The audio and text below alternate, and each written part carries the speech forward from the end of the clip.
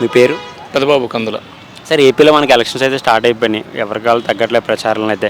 ఒక పక్కన ఎన్డీఏ కూటమిగా వస్తున్నారు, ఒక పక్కన జగన్మోహన్ రెడ్డి సింగిల్గా వస్తున్నారు. ఈ 5 years పరిపాలనలో ఆయన చేసిన అభివృద్ధి సంక్షేమ పథకాల గురించి మీరు ఏం చెప్తారు? ఆయన అభివృద్ధి ఏం చేయలేదు, సంక్షేమ పథకాలు ఇచ్చాడు, దానివల్ల ఉపయోగం లేదు. ఏదైనా వస్తే ఉద్యోగాలు వస్తే కుటుంబం బాగుపడుతుంది, కానీ ఆయన 15,000 ఇస్తే ఆ నెలలోనే అయిపోతాయి కదా. ఉపయోగం ఏముంది ఇంకా సంక్షేమ పథకాలు? మనకి లైఫ్ లాంగ్ ఉండే కావాలి, ఒక రోజుతో పోయేది కాదు కదా ఇది. అన్ని రోడ్లు లేవు, మైన్స్ లేవు, వైన్స్ మొత్తం ఎత్తేసాడు. అన్ని గవర్నమెంట్ కింద వైన్స్ తీసుకున్నాడు, అది పోయింది. మొత్తం గవర్నమెంట్ ప్రాపర్టీ చేసేసుకున్నాడు ఆయన అంతా. అలాగే 3 రాజధానుల విషయంలో మాట తప్పారని చెప్పేసి అంటున్నారు సార్, దాని గురించి ఏం చెప్తారు? 3 ఎక్కడ కట్టలేదు కదా ఆయన. 3 చెప్పాడు అంతే, జస్ట్ డైవర్ట్ చేశాడు పాలిటిక్స్ని. జనాన్ని డైవర్ట్ చేసి 3 పాలిటిక్స్ అక్కడ కడతా డైవర్ట్ చేశాడు. అది జనం నమ్మే పరిస్థితి కూడా లేదు. సార్ పవన్ కళ్యాణ్ గారు పిఠాపూర్ నుంచి పోటీ చేస్తున్నారు సార్, ఆయన ఎంతవరకు మెజార్టీ రావచ్చు? డెఫినెట్గా గెలుస్తాడు. మెజార్టీ నేను ఎక్స్పెక్ట్ చేయలేను, కానీ డెఫినెట్గా అయితే గెలుస్తాడు ఆయన. అలాగే లోకేష్ గారు మంగళగిరి నుంచి గెలుస్తాడు. ఎన్ని సీట్లు వస్తాయి సార్ ఈసారి వైసీపీకి? అంటే 125 to 150 చెప్తున్నారు, చూడాలి మరి. ఇంకా ఈ 15 రోజులు కూడా ఉంది కదా, దాన్ని బట్టి. కూటమికి సార్, కూటమికి ఎన్ని సీట్లు రావచ్చు? అంటే మొత్తం మీద నేను చెప్పేది కూటమికి, నేను చెప్పేది కూటమికి అంటున్నారా? కూటమికి చెప్తున్నాను, అంటే ఇండివిజువల్ కాదు కదా, కూటమి గురించి చెప్తున్నాను. వైసీపీకి ఇంకా రిమైనింగ్ 20-25 అవి మిగతా 20 to 25 చెప్తున్నారు సర్వే వాళ్ళు. నేనైతే అక్కడ లేను కదా, ఇక్కడే ఉన్నాను. ఈ 15 రోజుల్లో మారచ్చు కదా ఇంకా సినారియా. అలాగే కొంచెం వైసీపీలో కొంచెం గట్టిగా మాట్లాడే కొడాలి నాని గారు అవ్వచ్చు, పెర్ని నాని, మనం అమర్నాథ్, అంబటి రాంబాబు, రోజా గారు కొంతకన్నా కోరికలుగా సైలెంట్ అయిపోయారు సార్. ఏమన్నా భయం పట్టుకుందంటారా ఓడిపోతామని? భయం డెఫినెట్గా ఓడిపోతాను, వాళ్ళకే తెలుసు. కొడాలి అనేది 50-50 ఛాన్సెస్, ఎందుకంటే అక్కడ కమ్మ ఓటింగ్ షేర్ ఎక్కువగా ఉంది కాబట్టి అతను 50-50 ఛాన్సెస్. లాస్ట్ మినిట్ వరకు ఏం జరిగిందో తెలియదు.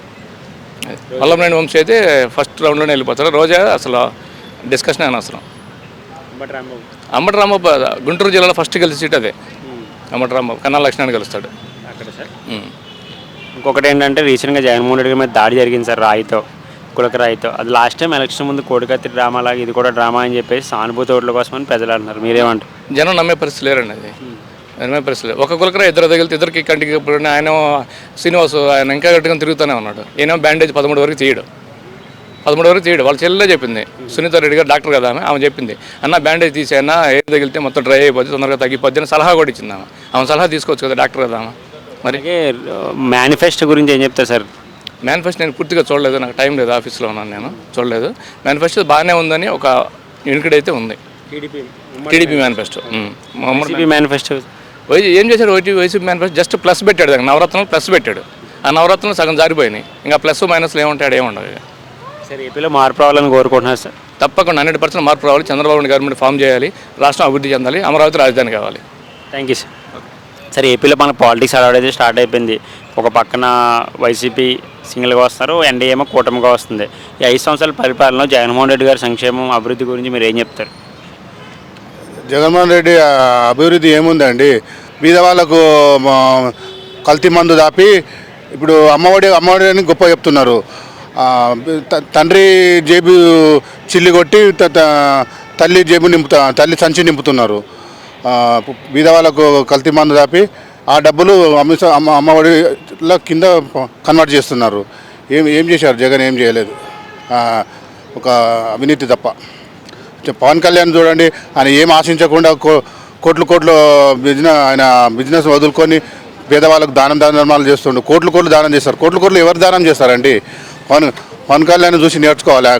పవన్ కళ్యాణ్ కాలిగోటి కూడా సమానం కాదు ఎవరు తెలుగు రాష్ట్రాల్లో. అలాగే 3 రాజధానులు అని చెప్పేసి మాట తప్పారు కదా, దాని గురించి ఏం చెప్తారు? ఇంతవరకు సచివాలయమే కట్టలేదు. 5 ఏళ్ళు పరిపాలన చేసి ఇంతవరకు సచివాలయం నవ్వుతారు ఎవరైనా? అందరు నవ్వుతున్నారు. ఇక్కడ రాజధాని డిక్లేర్ చేయాలి ఇంతవరకు. అలాగే పవన్ కళ్యాణ్ గారు పిఠాపూర్ నుంచి పోటీ చేస్తున్నారు సార్, ఆయన ఎంతవరకు మెజార్టీ రావచ్చు సార్? తప్పకుండా గెలుస్తారు, దేవుడు ఆశీర్వదిస్తాడు ఈసారి. అప్పుడంటే 100 కోట్లు ఖర్చు పెట్టి ఓడగొట్టారు, కానీ ఈసారి జనాలు పిచ్చోలేం కారు, తప్పకుండా గెలుస్తారు. అలాగే లోకేష్ గారు గత ఎన్నికలతో పోల్చుకుంటే ఇప్పుడు చాలా మాట అదంతా మార్చుకున్నారు సార్, బాగా మాట్లాడుతున్నారు కూడా, పరిస్థితులతో మీద బాగా బాణాల్లో సంధిస్తున్నారు. సో ఆయన విజయం ఎలా ఉంటుంది సార్ మంగళగిరి నుంచి? బాగానే ఉంటుందండి, గెలుస్తారు సార్ ఈసారి. టీడీపీ జనసేన కూటమి అధికారంలోకి వస్తుందని నమ్ముతున్నాను. అలాగే వైసీపీలో కొంతమంది మంత్రులు ఉన్నారు సార్, మనకు కొడాలి నాని, పెర్ని నాని, అంబటి రాంబాబు, అనిల్ కుమార్ యాదవ్, మంత్రి రోజా, వీళ్ళు ఎందుకు సార్ గత కొన్ని రోజులుగా సైలెంట్ అయిపోయారు? అయినా ఓడిపోతామని భయంతోనే అని చెప్పేసి కొంతమంది అన్నారు, మీరేం చెప్తారు? వాళ్ళకి అర్థమైపోయింది, ఎక్కువ మాట్లాడితే గెలవమని, మంచి వాళ్ళతో విమర్శిస్తే గెలవమని అర్థమైపోయింది వాళ్ళకు. రీసెంట్గా జగన్మోహన్ రెడ్డి మీద దాడి జరిగింది సార్ గులకరాయితో. అది లాస్ట్ టైం కోడికత్తి డ్రామాలాగా ఇప్పుడు కూడా ఎలక్షన్ ముందు సానుభూతి ఓట్ల కోసమని ప్రజలు అన్నారు. మీరు అంతే అంతే అంతే అదే కరెక్ట్ కరెక్ట్ మీరు చెప్పింది కరెక్ట్. మీ ఒపీనియన్ చెప్పండి. మా ఒపీనియన్ కూడా సేమ్, ఇది ఒక డ్రామా. సరే, ఈసారి అయితే ఏపీలో మార్పు రావాలని కోరుకుంటున్నారు మీరు. ఎస్, మార్పు రావాలని కోరుకుంటున్నాం. Thank you sir. Me name? Prithviraj. మనకి ఏపీలో అయితే ఎలక్షన్ స్టార్ట్ అయిపోయాయి. ఒక పక్కన టీడీపీ, జనసేన, బీజేపీ కూటమికి వస్తున్నారు. జగన్మోహన్ రెడ్డి గారు సింగిల్గా వస్తున్నారు. ఈ 5 yearsలో మనకి జగన్మోహన్ రెడ్డి గారి పరిపాలన సంక్షేమం గురించి చెప్పాలంటే మీరు ఏం చెప్తారు? రిషికొండ బీచ్ చెప్తాము. ఇంకేం చెప్తామన్నా, ఆంధ్ర నుంచి ఇక్కడికి బాగా తరలొస్తారని చెప్తాము జాబులు లేక. ఎందుకంటే మా దగ్గరనే చాలామంది ఉన్నారు, మేమే చాలామందికి పెట్టించినాము. అక్కడి నుంచి వచ్చి ఇక్కడ రియల్ ఎస్టేట్ చేస్తారు. పిఠాపురం నుంచి పవన్ కళ్యాణ్ గారు పోటీ చేస్తున్నారు. ఈసారి విజయం సాధిస్తారంటారు? ఏమో చెప్పలేమన్నా, సాధించవచ్చు. కూటమి కదా, ముగ్గురు కలిసి మెయిన్ అంటే ఏ పాలిటిక్స్లో గెలవాలన్నా బీజేపీ చేయి ఉండాలా. ఈసారి వాళ్ళకి బీజేపీ చేయి ఉంది కాబట్టి గెలవచ్చు. జగన్ గారు చేయలేదని చెప్పలేము కానీ చేశారు, అంతా కనబడట్లేదు. ఇంకోటి మెయిన్ ఇష్యూ ఏంటి అంటే హిందూ దేవాలయాలలో ఇతర మతస్థులు పెట్టడం అనేది మాకు నచ్చలేదు. మేము హిందువులం కాబట్టి మాకు అది నచ్చలేదు. సో ఎప్పటికన్నా వీళ్ళు బీజేపీ తరఫున వీళ్ళు వస్తే అది చేస్తారేమో చూడాలి. లోకేష్ గారు మంగళగిరి నుంచి పోటీ చేస్తారని ఈసారి ఎమ్మెల్యేగా గెలిచే అవకాశాలు ఉన్నాయంటారు? గెలవచ్చు అన్న, చెప్పలేము. మాకైతే ఇప్పుడు ఈసారి కూటమి గెలుస్తానే అనిపిస్తుంది. ఆల్దో మేము తెలంగాణ అయినా బీజేపీ గెలుస్తుందని మేము నమ్ముతున్నాం. ఎన్ని సీట్స్ రావచ్చన్న బీజేపీకి? అది చెప్పలేమన్నా, చెప్పలేము. అది గెలవచ్చు, అదొక టాడ్ దాకా చెప్పగలుగుతాం. మా సపోర్ట్ అయితే కూటమికే ఉంది. మా సపోర్ట్ ఉంది. ఇక్కడ మా దగ్గర ఉన్న ఆంధ్ర నుంచి వచ్చిన వాళ్ళకు కూడా మేము కూటమికే ఏమని చెప్తున్నాం. మా దగ్గర ఎంతవరకు అయితే ఇప్పుడు ఇట్లనే కేబీఆర్లో వచ్చిన వాళ్ళు చాలామంది ఉంటారు.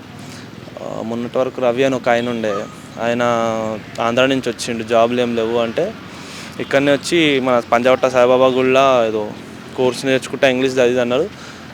ఇంకొక 1 weekలో పోయి రియల్ ఎస్టేట్లో సెట్ అయిపోయిండు. ఇంకొక అమ్మాయి ఉంది ఇంటికాడ, వాళ్ళు అక్కడ జాబ్ లేక ఇక్కడికి వచ్చారు. 10 members 15 members అయితే మాకు తెలుసు. మేమైతే వాళ్ళందరినీ బీజేపీకి ఏమని చెప్తాం. ఓకే అన్న, థ్యాంక్ యూ సార్. ఇప్పుడు కొత్త చట్టం ఏదో తెచ్చారు కదా సార్, దాని గురించి చాలా అయితే విమర్శలు గట్ట మొత్తం గట్టిగానే పడుతున్నాయి సార్. సార్ ఆ చట్టం గురించి చెప్తారు, టైటిల్ యాక్ట్ గురించి. ఇప్పుడు దాన్ని టీఆర్ఏ అంటారు, అది టైటిల్ రిజిస్ట్రేషన్ యాక్ట్. అది వస్తే ఏమవుతుందంటే ఆంధ్రప్రదేశ్లో మనం ల్యాండ్లు కొన్నా, ఇండ్లు కొన్నా, ఏమి కొన్నా కూడా ఏమవుతుందంటే దాని ఇష్యూలో గవర్నమెంటు మన ఆస్తులు ఒరిజినల్స్ అన్ని అదే డాక్యుమెంట్స్ తీసుకొని పోయి సేల్ డీడ్స్ వరల్డ్ బ్యాంక్ దగ్గర తాకట్టు పెట్టి అప్పు తెచ్చి ప్రజలకు సంక్షేమ పథకాలు కోసం అప్పులు చేసేస్తారు. అప్పుడు ఏమవుతుంది, మన ల్యాండ్ ఉంటుంది, మనం ఉంటాం, ఒరిజినల్ డాక్యుమెంట్ మన దగ్గర ఉండదు. అప్పుడు ఏమవుతుంది, దీనివల్ల ఇంకో సైడ్ ఎఫెక్ట్ ఉంది తెలుసా మీకు? ఐడియా ఉందా?